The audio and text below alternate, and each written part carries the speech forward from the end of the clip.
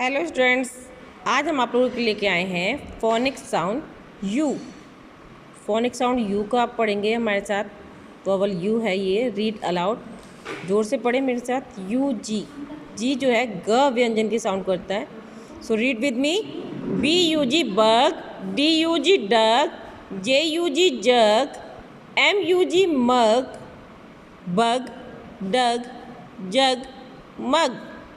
Now here UT, CUT cut, GUT gut, HUT hut, and UT nut. Repeat again with me. Cut, gut, hut, nut. Now here U double L, B U double L bull, D U double L dull, F U double L full, P U double L pull. Read again with me. Bull, dull, full, pull.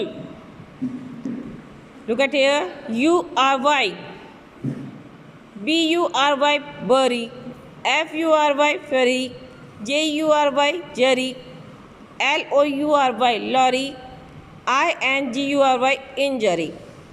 Repeat again. Bury, furry, jerry, lorry, injury. U M P, B U M P bump, D U M P dump, L U M P lump, P U M P pump, J U M P jump, bump, dump, lump, pump, jump. Okay students, now here is a little poem for you. Sing aloud with me. Quack quack, quack quack, quack quack, duck speaks quack.